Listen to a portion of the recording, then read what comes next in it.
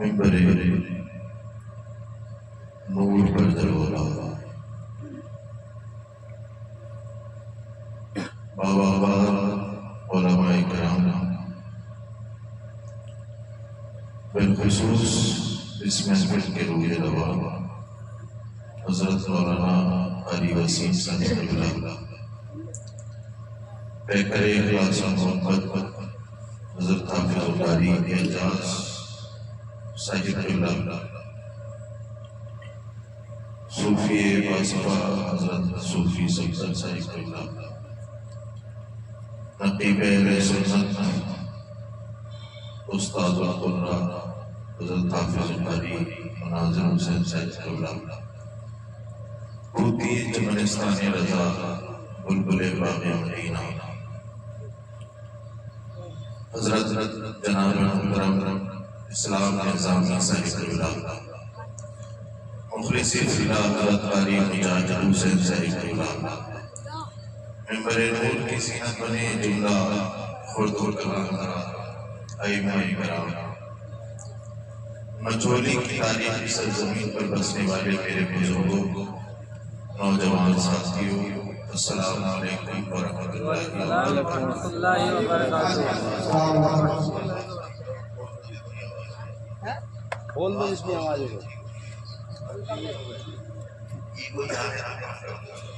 کو بند کر دو۔ الحمد للہ الذی زین النبیین بحبیبہ المصطفیٰ ومن علی المؤمنین بنبیہ المجتبیٰ والصلاة والسلام علی محمد الخیر الورى وعلى آلہ واصحابہ المتعتبین بالتقوى، اما بعد فاعوذ باللہ من الشیطان الرجیم، بسم اللہ الرحمن الرحیم، من عمل صالحا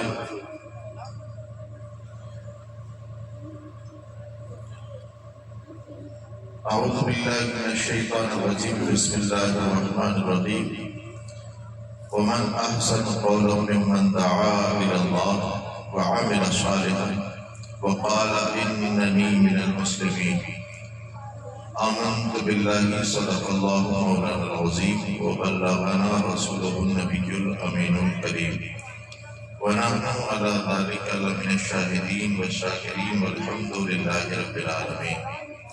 آئیے ہم اور آپ سب سے پہلے اس محفل میں روحانیت پیدا کرنے کے لیے اپنے آقا و مولا جناب احمد مجتبیٰ محمد مصطفیٰ ارواحنا فدا صلی اللہ علیہ وسلم کی بارگاہ میں درود و پاک کا نذرانہ پیش کریں۔ پڑھیے بابت بلند درود پاک، اللہم صلی علی سیدنا وشفیعنا وحبیبنا مولانا محمد بارک وسلم، صلاۃ و سلام علیک یا رسول اللہ صلی اللہ علیہ وسلم۔ لائق مبارکباد ہیں تمام حضرات جو یہاں پر موجود ہیں، سن رہے ہیں کہ اللہ رب العزت نے آپ لوگوں کو یہ توفیق عطا فرمائی کہ آپ اس کا ذکر سننے کے لیے، اس کے محبوب کا ذکر سننے کے لیے، اس کے محبوب کے لاڈلے بیٹے شہباز لامکانی، قندیل نورانی، آل قاسم نعماء ربانی، محبوب سبحانی، پیر لاسانی، شیخ عبدالقادر جیلانی، بڑے پیر دستگیر وصفاق رضی اللہ تعالیٰ عنہ کا ذکر سننے کی اللہ رب العزت نے آپ کو سعادت بخشی۔ میں دیکھ رہا ہوں کافی دیر سے آپ لوگ سنجیدگی اور متانت کے ساتھ سن رہے ہیں۔ میں آپ کے اس دیار محبت میں گاؤں میں کئی بار میری حاضری ہے، اور بلکہ ایک اپنا سا تعلق ہے، جنیٹا شریف ہو یا مجھولی شریف ہو، ان دونوں کا بڑا پرانا رابطہ ہے۔ تقریر کرنے کے لیے بہت ساری جگہیں بنتی ہیں، لیکن جو سرزمین آپ کی ہے، جو سرزمین جنیٹا شریف کی ہے، یہ وہ جگہیں ہیں جہاں پر میں تقریر کرنے نہیں بیٹھتا ہوں، بلکہ اپنے بڑوں سے، بزرگوں سے کچھ دو چار باتیں کرنے کے لیے اور میری نسل کی یہ نوجوان بچے ہیں، ان کی ہدایت کی دو چار باتیں کرنے کے لیے، ان کو راہ راست پر لانے کے لیے میں کچھ دیر لب گشائی کرتا ہوں۔ اچھا، یہاں پر بیٹھے ہیں نوجوان لڑکے، دیکھو بیٹا سنو، موبائل دے میں رکھو، تمہاری تربیت یہ بتاتی ہے، تمہارا یہ ایکشن بتاتا ہے کہ تمہاری تربیت کیسی ہے۔ تم نہیں جانتے کام تم کرتے ہو بدنام تمہارے ماں باپ ہوتے، غلط قدم تم اٹھاتے ہو بدنام پورا قبیلہ ہوتا۔ یہاں پر بیٹھے ہوئے یقیناً والد گرامی بھی ہوں گے، رشتہ دار بھی ہوں گے، آپ لوگ وقت نکالیے اپنے بچوں کی تربیت کے لیے، وقت نکالیے، خدارا وقت نکالیے، اس لیے کہ یہ وہ دور نہیں ہے کہ بچے خود بخود سیکھ جائیں۔ ہمیں اپنے بچوں کو وقت دینا، آپ کم کمائیں، باہر اپنا وقت کم گزاریں، کم سے کم روز 10 منٹ اپنے بچوں کی تربیت پر ضرور دیں، تاکہ انہیں یہ پتا چلے کہ یہ جو محفلیں ہوتی ہیں یہ ہنسنے ہنسانے کی محفل نہیں، موبائل چلا کر کے انسٹاگرام بیٹھ کر چلانے کے لیے نہیں، بلکہ باادب ہو کر ذکر مصطفیٰ سننے کی محفل ہے۔ اور ماں باپ جب سمجھائیں گے تو ان کا ایک فائدہ تو یہ ہوگا کہ ان کی تربیت بچوں میں جھلکے گی تو ان جیسا کوئی تعریف کرے گا۔ دوسرا فائدہ یہ ہوگا کہ اگر بچہ کوئی نیک عمل کرے گا تو اس کا ثواب بچے کو تو ملے گا ہی، اس کے والدین کو بھی۔ آج وقت ہے، یہ بیٹھے ہیں، یہ سفید ریش سفید داڑھی والے، یہ انہوں نے اپنا وقت بیٹا گزار دیا، یہ ہمارے بزرگ ہیں، انہوں نے اپنی زندگی کا 80% گزار دیا۔ نوجوان بچوں اور نوجوان جو بالغ ہو گئے 20 22 25 سال کی عمر ہے، آپ کا ابھی 80% بچا ہے۔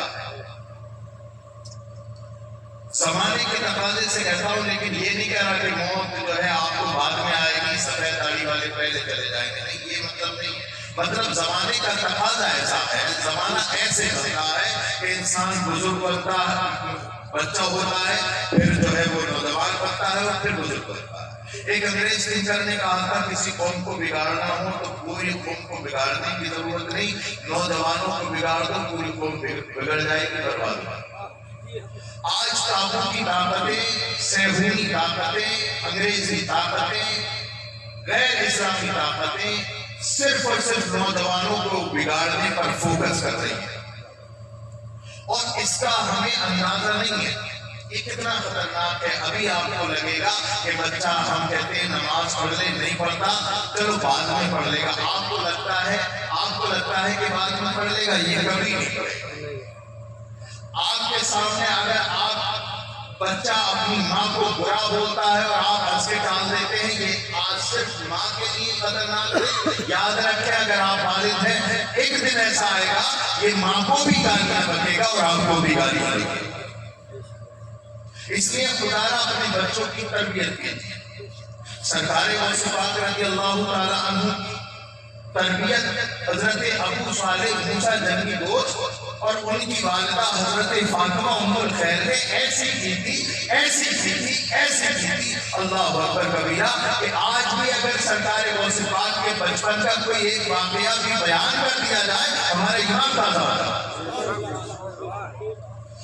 میں واقعہ سنانے کا عادی نہیں ہوں، لیکن پھر جب یہ بات آ گئی تو بتا دیتا ہوں۔ عمر چھوٹی سی تھی، ماں نے کہا تھا بیٹا گھر سے میں تجھے رخصت کر رہی ہوں، راہ خدا میں تجھے بھیج رہی ہوں، میرے بیٹے عبد القادر یاد رکھنا دو نصیحتیں ہیں میں تجھے کر رہی ہوں، میرے بیٹے من جانا لیکن ان دو نصیحتوں کو اگنور اور نظر انداز نہ۔ چلتے ہوئے حضرت عبد القادر 18 سال کی سے بھی کم عمر ہے، گھر سے نکلتے ہوئے ماں کو الوداع کہتے ہوئے اور راہ خدا میں اپنی زندگی کو وقف کرنے سے پہلے دو نصیحتیں سنتے ہیں۔ والدہ بتائیے آپ کی دو نصیحتیں کیا ہیں؟ اگر آج کی محفل سے اٹھ کر کے آج آپ نے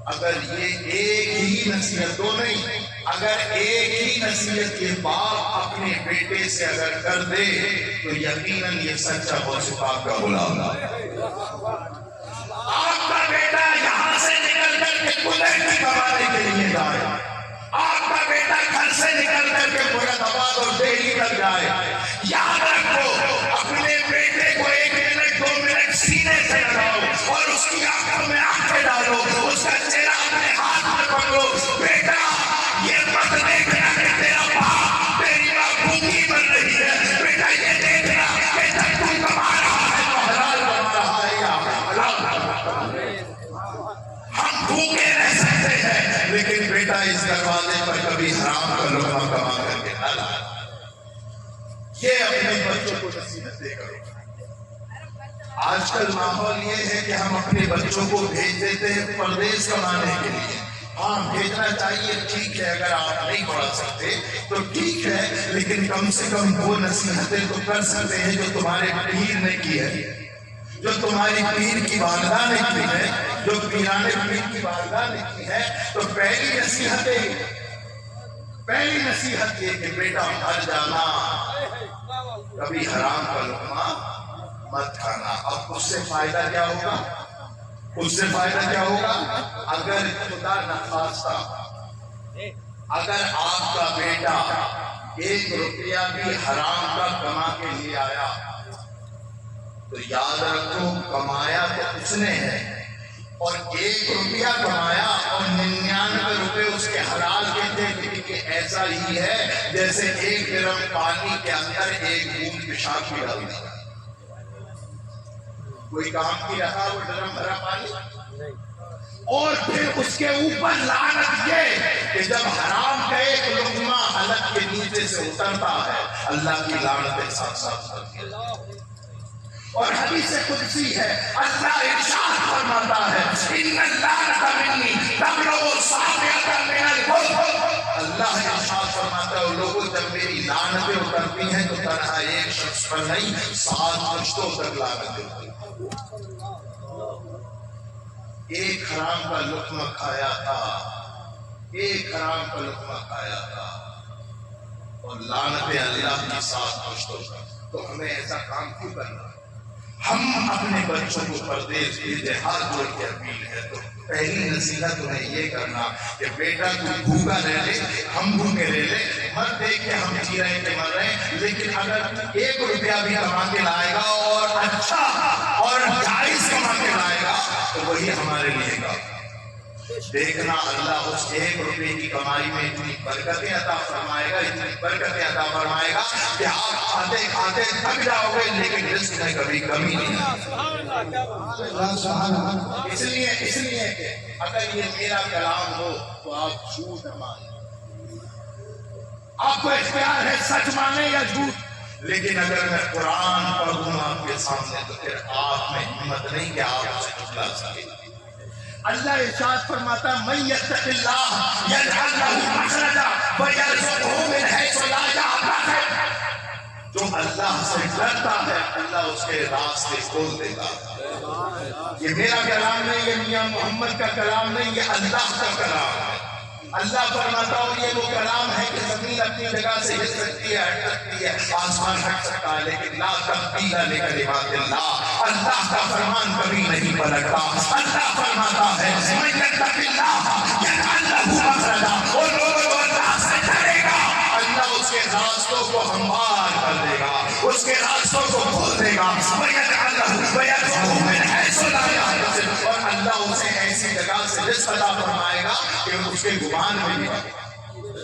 اور ہم نے دیکھا ہے بہت سارے لوگ ہیں جو زندگی بھر کرتے رہے کہ اللہ پابندی میں کر رہا ہوں، حرام سے بچانا تیرا کام ہے، تو اللہ تعالیٰ نے انہیں ایسا رزق دیا کہ انہوں نے آگے بتایا کہ حضرت اللہ نے ایسا رزق ہمیں دے دیا کہ ہم نے سوچا بھی نہیں، اللہ نے وہاں سے مدد عطا فرما دی کہ ہم نے سوچا بھی نہیں۔ اس لیے کہ قرآن کی آیت ہے۔ تو پہلی نصیحت کیا کی حضرت عبد القادر کی والدہ فاطمہ ام الخیر نے کہ بیٹا مر جانا، بھوکے مر جانا، لیکن کبھی حرام کا لقمہ نہیں کھانا۔ جتنے نوجوان نے ہاتھ کھڑا کر کے بتاؤ آئندہ کبھی بھی حرام کی کمائی نہیں، کمائی. بالکل ہاتھ کھڑا. اچھا ہاتھ کھڑا کرنے کا مطلب یہ نہیں کہ آپ نے حرام کی کمائی کی ہے. آپ نے حرام، اس کا مطلب یہ نہیں ہے. بالکل نہیں.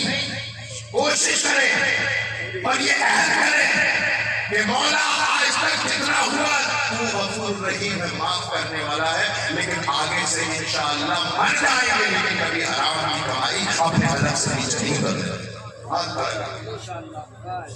انشاءاللہ.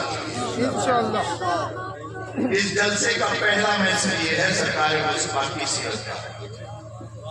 سرکار غوث پاک کی سیرت کا یہ ہے.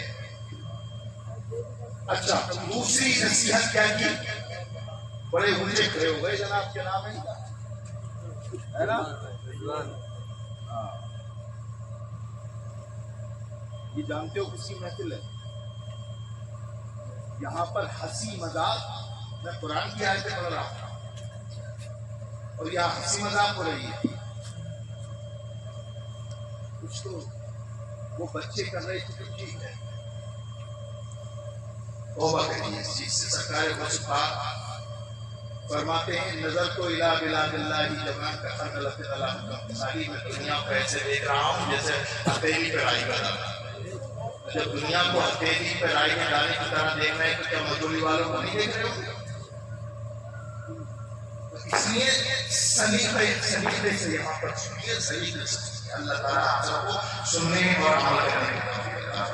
دوسری اور آخری نصیحت یہ کی کہ بیٹا عبد القادر یاد رکھنا، جا رہا ہے جا، تجھے میں نے جانے خدا کا وقت دیا، لیکن اتنا یاد رکھنا اگر گردن پر تیرے تلوار رکھی ہو پھر بھی کبھی جھوٹ نہ بولنا، سچا دامن ہاتھ سے ہٹا. دوسری نصیحت کیا بیٹا؟ یاد رکھنا مر جانا، گردن کٹوا لینا، لیکن کبھی جھوٹ نہ بولنا. آپ اپنے بچوں کو نصیحت دیں. یہ ہے سیرت غوث پاک، یہ ہے سیرت غوث پاک. میں یہ کہوں کہ سرکار غوث پاک رضی اللہ تعالیٰ عنہ کے اوپر سے مردے زندہ کرنے کی بات حقیقت ہے، لیکن آپ کو میسج کیا ہے؟ سرکار غوث پاک رضی اللہ تعالیٰ عنہ کی عمر 92 یا 91 سال کی ہوئی. آپ کے سامنے میں نے بتا دیا کہ حضرت عبد القادر کے والد کا نام حضرت ابو صالح موسیٰ دوست ہے اور والدہ کا نام فاطمہ ام الخیر ہے. آپ کی پیدائش 1 رمضان 470 ہجری میں ہوئی اور آپ کی وفات 17 جمادی الثانی اور 561 ہجری میں ہوئی. میں یہاں پر بیٹھ کے اگر آپ سے ایک سوال کروں کہ یہ بتاؤ کہ 11ویں کیوں مناتے ہیں؟ حالانکہ 11 تاریخ کو نہ سرکار غوث اعظم پیدا ہوئے نہ آپ کا انتقال ہوا. اگر کوئی ایسا انسان آپ سے پوچھ لے جو 11ویں نہیں مناتا، جو غوث پاک کو ہی نہیں مانتا، ماذ اللہ دے سب بار اللہ. اگر وہ آپ سے پوچھے کہ بھئی 11 تاریخ کو ایسا کیا ہوا تھا کہ تم 11 تاریخ مناتے ہو، تو آپ کے پاس کیا جواب ہے؟ آپ کو تو پتا ہے 11 تاریخ آتی ہے تو بریانی کے بھگوان بنتے ہیں، 11 تاریخ آتی ہے تو امام صاحب کو لے جا کر کے فاتحہ کرتے ہیں، 11 تاریخ آتی ہے. میں یہاں پر کوشش کر رہا ہوں، میں بالکل ایسی ہی تقریر کر رہا ہوں جیسے میں اپنے گاؤں والوں کو سنا. میں اور بھی طرح کی تقریر کر لیتا ہوں، آپ یوٹیوب پہ سرچ کر کے میری تقریر سنیں، لیکن میں چاہتا ہوں کہ آپ یہاں پر آئیں بیٹھیں ہیں کچھ نہیں کریں. سرکار غوث پاک 11 تاریخ کو نہ پیدا ہوئے، 11 تاریخ کو نہ ان کا وصال ہے. تو پھر یہ 11 تاریخ کیا ہے؟ آپ پیدا ہوئے 1 رمضان ہے نا، رمضان کی 1 تاریخ. اور اللہ اکبر کبیرہ بات آ گئی تو بتا دیتا ہوں، رمضان کی 1 تاریخ کو آپ پیدا ہوئے، لیکن شریعت مصطفیٰ کا اتنا لحاظ تھا 1 دن کے بچہ، 1 دن کا بچہ کہ جب تک روزہ ہوتا ہے اپنی ماں کا دودھ نہیں پیتے. 1 دن کا بچہ، 1 دن کا بچہ، شریعت کا لحاظ ہے کہ جب تک روزہ ہوتا تھا ماں کا دودھ نہیں پیتے تھے. ایک ہم ہیں، آپ ہیں، سرکار غوث پاک کا نام لینے والے ہیں، ان کا نام نہ چھوڑنے والے ہیں. رمضان کا مہینہ کب آیا اور کدھر نکل گیا ہمیں خبر نہیں ہوتی.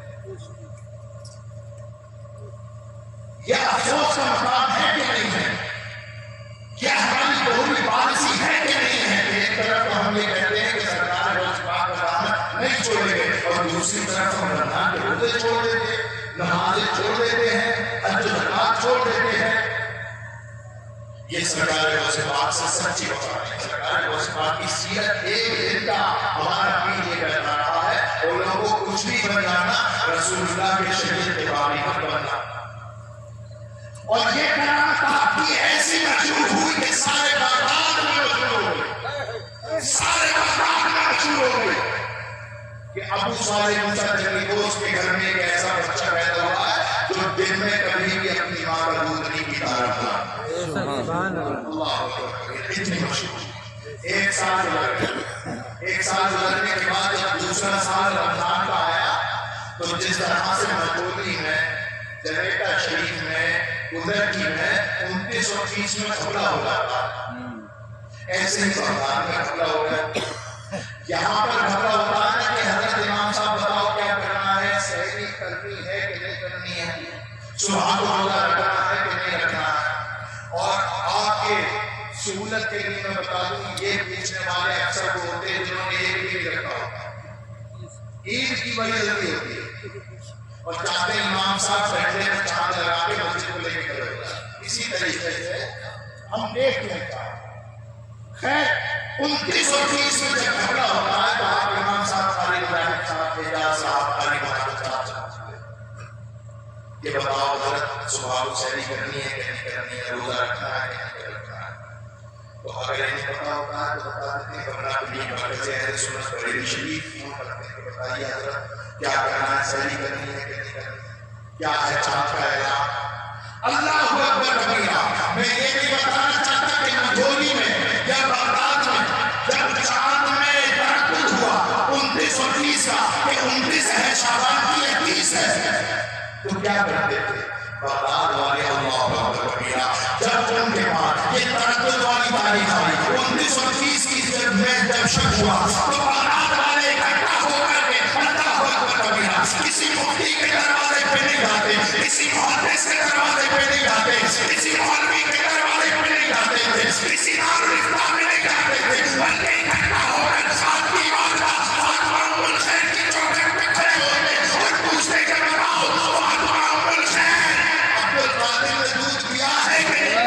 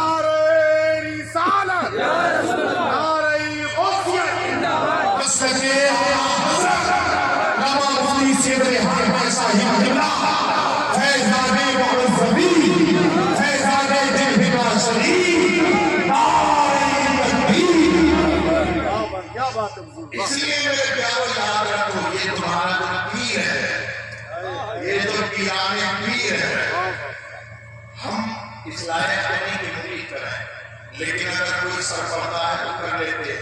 کتنے ہی قابل پیر ہو اسے یہ کہنے کی اجازت نہیں کہ کہو مرید میں نے اپنا ہاتھ پیر کے ہاتھ میں دیا. توجہ چاہوں گا. اگر کوئی ایک پیر کہہ دے اس کی پیریت منسوخ، اگر تو پیر یہ کہتے کہ مرید کہو میں نے اپنا ہاتھ پیر کے ہاتھ میں دیا، اس کی پیریت منسوخ، ختم، پیر ختم. جو بھی پیر ہوگا اسے یہ کہنا پڑے گا اگر وہ مرید کرنے کے لائق ہے، کہو میں نے اپنا ہاتھ غوث پاک کے ہاتھ میں دیا.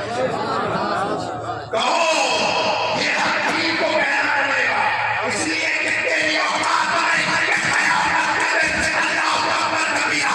جب سورج سمانے سے پر ہوگا تبتی ہوئی اللہ اکبر کبیرہ زمین ہوگی، باپ بیٹے کا ہوگا، بیٹا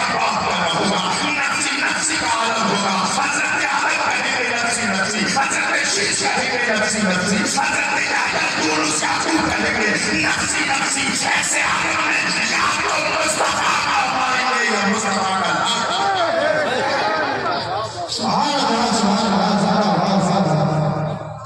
ہاں اسی لیے تو میرے امام نے کہا اس نشانی کے جو سب ہے نسبت والے ہیں کبھی بھی ذرہ برابر بھی کسی ولی کی توہین تمہارے دل میں نہیں آنی چاہیے ذرہ برابر بھی کوئی ولی ہے کبھی دل کے برابر بھی اس کی توہین کا تصور دل میں نہیں آنا چاہیے اس لیے اللہ نے صاف صاف لفظوں میں ارشاد فرمایا من عادی ولیًا فقد آذنتہ بالحرب جس نے میرے ولی سے عداوت کی دشمنی کی میرا اس سے اعلان جنگ ہے مدوری والوں تم پنہان سے جیت سکتے ہو میرے سے جیت سکتے ہو دنیا کی ہر پاور سے ٹکرا سکتے ہو لیکن اللہ کے سامنے تمہاری میری کوئی حیثیت اللہ کے ولی سے لڑنے والے وہ عقل کے ناخن لیں کہ وہ اللہ کے ولی سے نہیں لڑ رہے انہوں نے اعلان کر دیا خدا سے لڑ لیں دنیا میں کون ہے کتنا ہی بڑا ہو جائے فرعون سے بڑا تھوڑی ہوگا کتنا ہی بڑا ہو جائے شداد سے بڑا تھوڑی ہوگا یزید سے بڑا تھوڑی ہوگا ابو جہل سے بڑا تھوڑی ہوگا اللہ نے ایسی موت دی ہے ان لوگوں کو کہ نسلوں کی نسلیں ان کی موت دیکھ کر توبہ کرتے ہیں اس لیے یاد رکھنا کسی ولی کی توہین تجھ سے در سے سر سے چھوڑ دے میری گردن میں بھی ہے دور کا ڈورا تیرا اور اللہ فرماتے اس نشانی کے جو سب ہیں نہیں مارے جاتے آپ ایک مرتبہ سے بات کی غلامی کا پٹا اپنے گلے میں ڈال کے تو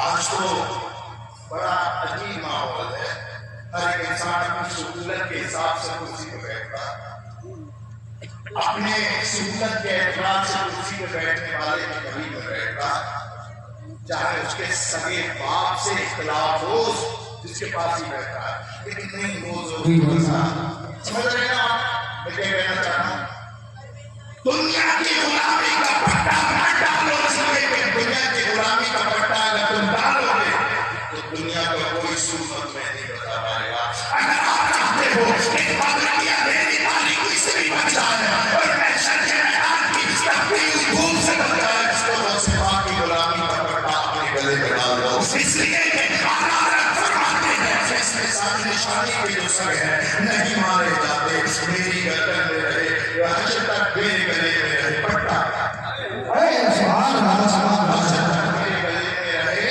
پٹا تو سرکاری بس پاک رضی اللہ تعالیٰ جب گھر سے رخصت ہو رہے تھے وہیں پر آتا ہوں اپنی بات ختم کرتا ہوں میرے خیال سے ایک گھنٹہ ہونے والا ہے تقریر کو اور مجھے بھی نہیں پتا چلا اور مجھے گمان اچھا یہ ہے کہ آپ کو بھی نہیں پتا چلا نہ جی نہیں چلا اللہ تعالیٰ آپ کی سماعتوں کو سلامت رکھے مجھ سے تقریر ہوتی نہیں اگر آپ ایسا یہ آپ کی سماعتوں کا کمال ہے میرا کچھ نہیں میں نے کہا تھا میں ایسے ہی بیان کر رہا ہوں جیسے اپنے گاؤں میں اب میں گاؤں والوں کو کوئی غلط سلط تھوڑی سنا کے جاؤں اور گاؤں والے کسی کو بھی غلط سلط لیکن مزاج بدل جاتا ہے دیکھتے ہیں چلتے راستے میں 1 لاکھ کے مسئلے میں اگر کوئی حج کے میدان میں عرفات کے میدان میں اگر مجبوری والے کو کوئی ایک آدمی سمجھ جائے تو 1 لاکھ کے مسئلے میں پہچان لیتا تو اپنے آدمی کے پہچان ہو جاتی ہے تو مجھے پتا ہے کہ جنریٹر میں بھی ایسی سنتے ہیں مجھوری میں بھی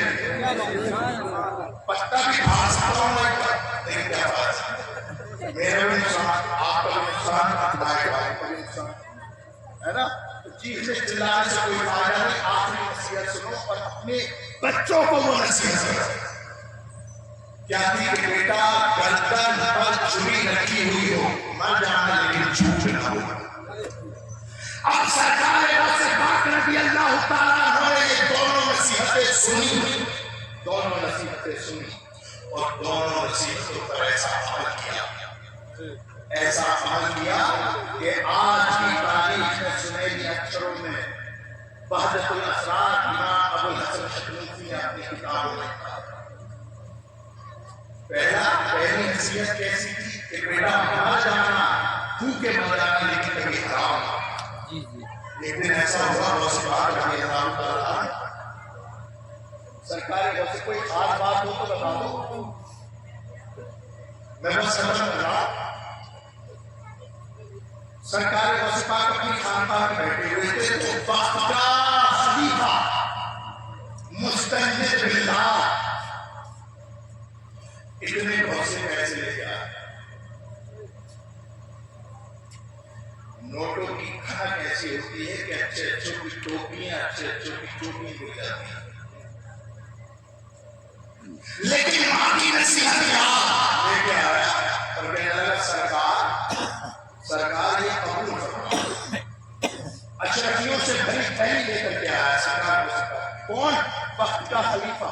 اور یہاں پر ایک نصیحت یہ بھی دیکھ لیں، غوث پاک کسی مالدار کے دروازے میں نہیں گئے، سارے مالدار غوث پاک کے دروازے میں۔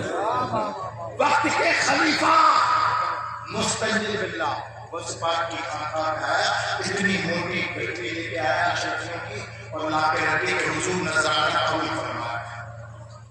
سرکار غوث پاک کے قدموں پہ مجبوری کا ایک ایک مسلمان قربان۔ سرکار غوث پاک نے فرمایا مالداروں سے نذرانے قبول کرنے کا میں آگے میں آگے نہیں۔ اچھا مستنجد باللہ جب غوث پاک کی خانقاہ میں آیا تو کیا باہر والوں نے نہیں دیکھا ہوگا؟ دیکھا ہوگا نا؟ جب یہ جا رہا تھا اللہ جانے یہ پہلے کی بات ہے یا بعد کی بات ہے، لیکن بات ہے ایک چور نے دیکھ لیا، بولے آج گٹھی بڑی موٹی آئی ہے۔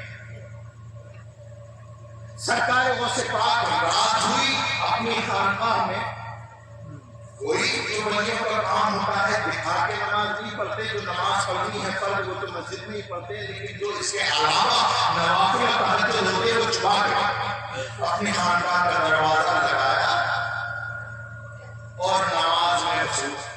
نماز پڑھنے کے بعد لیٹ جب اس نے دیکھ لیا کہ چہل پہل بند ہو گئی، بولے رات ہی خلیفہ آیا، موٹا مال لے کے آیا ہے، آج کچھ نہ کچھ ملے۔ دیوار ٹوٹ کے اندھیرا ہو رہا تھا، لائٹ کا تو زمانہ نہیں تھا، اور سرکار نے فرمایا کہ جب تم سویا کرو تو چراغ کھل کر کے سویا، تو چراغ بھی بند تھا۔ اب یہ چور کبھی اس کونے میں ٹٹولے، کبھی اس کونے میں ٹٹولے، تو کبھی لوٹا ہاتھ میں آ جائے تو کبھی تسبیح ہاتھ میں آ جائے۔ اللہ کے ولیوں کے یہاں کیا ملے گا؟ میرے یہاں جاؤ تو ہو سکتا ہے 1500 10,000 20,000 ملنا، لیکن اللہ اکبر کبیرہ سرکار غوث پاک کو اس ہاتھ سے لیتے تھے اور اس ہاتھ سے لوٹا دیتے، اپنے پاس رکھتے ہی نہیں تھے۔ جو کچھ آتا تھا وہ ادھر سے آیا اور ادھر کو بند کا کوئی دروازہ نہیں تھا، ڈائریکٹ وہ کہتے ہیں اس کان سے سوئی اس کان سے نکال دی، غوث پاک کے اس دروازے سے مارا ہے اس دروازے سے نکال۔ کبھی اپنی باتیں نے اپنے لیے مال جمع کر کے نہیں رکھا، اب اس نے کبھی لوٹا ہاتھ میں آتا، کبھی تسبیح زیادہ کوشش کری تو پھر مسلح ہاتھ میں آ گیا، اور پھر اس نے جب پوری رات محنت کری تو اس بار نہ لوٹا ہاتھ میں آیا، نہ تسبیح ہاتھ میں آئی، نہ مسلح ہاتھ میں آیا، غوث پاک کا ہاتھ میں آ گیا۔ اللہ اکبر۔ میں قربان جاؤں اس چور کی قسمت سے، توجہ، میں قربان جاؤں اس چور کی قسمت سے کہ اس کے ہاتھ میں ہاتھ کس کا آیا۔ ہم تو کہتے رہ گئے کہ ہم نے اپنا ہاتھ غوث پاک کے ہاتھ میں دیا، وہ چور کامیاب ہو گیا، اس کا ہاتھ غوث پاک نے پکڑ لیا۔ کیا بات ہے؟ اتنی رات میں کیا لینے کے لیے آیا؟ جیسے ہاتھ پکڑے غوث پاک، علی کا بیٹا ہاتھ پکڑ لے تو کیا مجال ہے کسی کی کوئی چھڑا سکتی ہے؟ ہاتھ پکڑ لیے کیا معاملہ ہے؟ سرکار معاف کر دے، چوری کرنے کے لیے آیا۔ اتنے میں اس نے یہ بات کہی تھی، دروازے پہ دستک ہوئی، کٹ کٹ کٹ کٹ، ابھی تجھے کچھ میں نہیں پڑا، دروازہ جا کے کھولا، دروازہ کھولا تو حضرت خضر علیہ السلام اور کہا کہ اے غوثوں کے غوث، اے پیران پیر دستگیر، ایمرجنسی ہے، ایمرجنسی۔ کیا ایمرجنسی ہے؟ کہا ایمرجنسی ہے کہ فلاں علاقے کا ایک قطب ختم ہو گیا ہے، انتقال کر گیا ہے، ابھی ایمرجنسی میں وہاں پر قطب کو لے جا کر کے چھوڑنا ہے۔ سرکار کو سبحان فرما بھی اتنی جلدی کس کا کیسے انتظام ہو قطب کا؟ اتنی جلدی کیسے ہو؟ کہا کہ نہیں، آپ کو کرنا پڑے گا۔ تو کہا کہ اے خضر علیہ السلام اگر اتنی جلدی ہے تو اس چور کو لے جاؤ، میں نے اسے قطب بنا دیا۔ یہ شان ہے، میں نے اسے قطب بنا دیا۔ سینے سے لگا تھا تو چھوڑ رہا، سینے سے لگا کے چھوڑا تو بلیوں کا بلی، قطب کا قطب بن گیا۔ سبحان اللہ، ہے نا؟ اللہ اکبر کبیرہ۔ تو مستنجد باللہ جب پیسے لے کر اشرفیوں کی گٹھری لے کر کے آیا ہے، سرکار کو سبحان فرمایا نہیں، میں نہیں لیا۔ اس نے کہا کہ نہیں لینی پڑے گی، لینی پڑے گی، لینی پڑے گی۔ تو سرکار کو سبحان کو چلا آ گیا۔ آپ نے گٹھری اپنے ہاتھ میں لی اور مسل دی، اور جب اصلی تو تاریخ نگار لکھتے ہیں کہ اس اشرفیوں سے کچھ اور نہیں، خون بہنے لگا تھا، خون بہنے لگا تھا، خون جیسے ہی اشرفیوں کے مسئلے سے بہتا ہوا خون وقت کے خلیفہ مستنجد باللہ نے دیکھا، قدموں پہ گر گیا، سرکار معاف کر دیں، معاف کر دیں، سرکار غلطی ہو گئی۔ سرکار کو اس بات نے ہاتھوں سے جو ہے اشرفی چھوڑ دی اور کہا مستنجد باللہ اگر تم میرے سامنے نہ گر جاتا، یاد رکھ یہ پورے بغداد میں خون پھیل جاتا، اور تو یہ میرے پاس پیسے اور شخصیت نہیں لے کے آیا، تو غریبوں کی آہیں اور ان کا خون لے کر کے آیا ہے، میں کیسے اپنے حصے لوں؟ بے شک بے شک۔ تو اگر سرکار غوث پاک رضی اللہ تعالیٰ عنہ چاہتے تو رکھ لیتے، لیکن ماں کی نصیحت یاد، بیٹا مر جاتا، حرام کا لقمہ، مر جانا کبھی۔ حرام کا لقمہ۔ اور ایک آخری نصیحت، اس کی بھی مثال ہمارے گھر سے نکلے تھے 40 اشرفی لے کے۔ پورا واقعہ تو آپ نے پرائمری اسکول کی کتابوں میں بھی ہم نے پڑھا ہے اور سامنے سنا ہے، میں مختصر بتاتا ہوں۔ ڈاکو نے پکڑ لیا، سب سے پوچھا کیا کیا ہے، سب سے لے کسی کو مارا، کسی کو کاٹا، کسی کو چھینا، ان کی باری آئی، بتا کیا ہے 40 اشرفی۔ کتنی؟ ایک چھوٹا سا بچہ اس کے پاس اپنا دولت مذاق کر رہا، پھر دوسرا گھوم پھر کے آیا، کیا ہے 40 ہے۔ اللہ کبیرہ، جب آسمین کھول کے دیکھی نا، آسمین کھول کے دیکھی تو واقعی 40 کی 40 آسمین کے اندر، جو آپ کی والدہ نے آسمین کے اندر سیکھ رکھے۔ اب جب یہ دیکھا مال ان ڈاکوؤں نے، چوروں نے، تو اپنے سردار کے پاس اٹھ گئے، اشرفیوں بھی لے گئے اور ہمارے پیر کو بھی لے گئے، اور کہا کہ بھیا نہ جانے کتنے لوگوں نے گردنیں کٹوا دی لیکن سچ نہیں بتایا،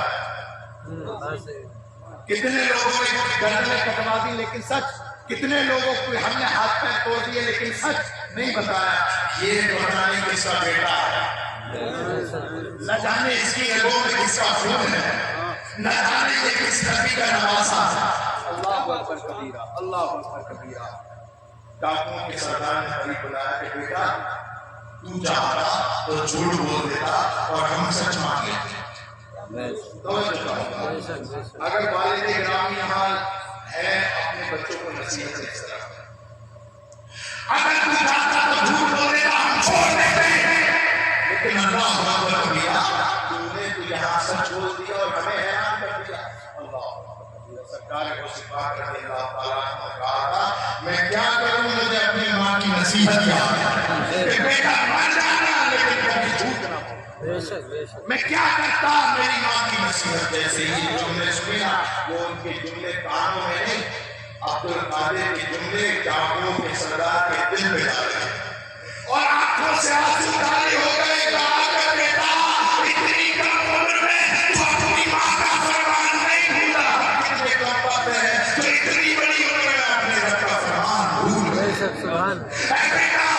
कोई आम इंसान नहीं हाथ बढ़ाते हैं, हाथ को तौबा करते हैं, ईमान लाते हैं, आज से हम नेक बनने का इरादा रखते हैं, इसलिए कि आज से हमने तेरा दामन थामा। अल्लाह तो देखो, अगर तुम सरकार वजीफा की सीरत पर अमल करना चाहते हो तो सिर्फ दो बातों पर भी अमल कर लो तो आपकी जिंदगी कामयाब है। इसी दो बातों के दरमियान हमारी जिंदगी घूम रही है। आप कोशिश करना इन दो बातों से बच जाओगे ना तो 90% बुराइयों से बात बात पे झूठ। हेलो कहाँ हो? बोले ये आ गया मैं मजदूरी वाले स्कूल में सरकारी स्कूल और हैगा कूलर। तो भाई झूठ तो झूठ है, चाहे कैसी बोले, तो झूठ से बचे। क्या मिला आपने ये जो झूठ बोला, ये मैंने झूठ बोला, हमें क्या मिला? हमें कुछ न मिला, बल्कि हमारे नामे आमाल में झूठ लिख दिया, झूठ लिख दिया।